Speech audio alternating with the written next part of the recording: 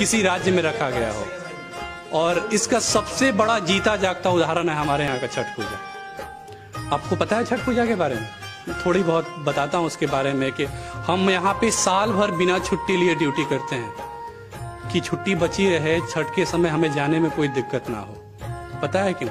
जब हम गोरखधाम एक्सप्रेस में बैठते हैं ना अपने घर जाने के लिए, उस समय हमारी सारी हिंदी अंग्रेजी खत्म हो जाती है, वहीं पे भोजपुरी स्टार्ट हो जाती है। क्योंकि हमारी पहचान ना हमारी मिट्टी है, यहाँ हम रोजगार के लिए आए, यहाँ पे भाड़े के किराए पे हम रहते हैं। हमारी पहचान वहाँ पे है कि गांव की वो लड़की जो मेरे स्कूल का टाइम देखकर गांव के बाहर उस चौराहे पे खड़ी हो जाती थी, कि मेरे साइकिल की घंटी के साथ उसकी दिल की धड़कन तेज हो जाती थी, वो लड़की आज भी वहाँ खड़ी होती है।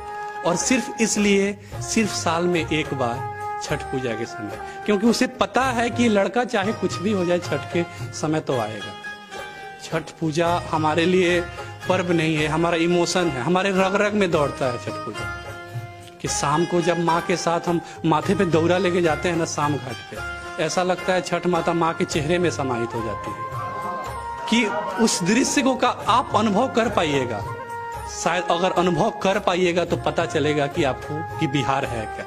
अगर रियल बिहार आपको देखना है ना तो 3 दिन आइए बस छठ पूजा जिस समय हम मनाते हैं, आपको पता चलेगा कि छठ होता क्या है। कि भोर में जब माँ 5 बजे तालाब में खड़ी होकर सूर्य देव को अर्घा देती है ना, तो उसके आंखों में उसके बेटे का इंतजार घूमते रहता है कि बेटा आके सुतली पकड़ ले। माँ के आंखों में बेटे के उस इंतजार का मर्म आप समझ पाइएगा? कभी नहीं समझ पाइएगा। और ठेकुआ और खजूर हमारे लिए प्रसाद नहीं होता है, हमारे लिए गंगा जल के समान होता है, अमृत होता है हमारे लिए।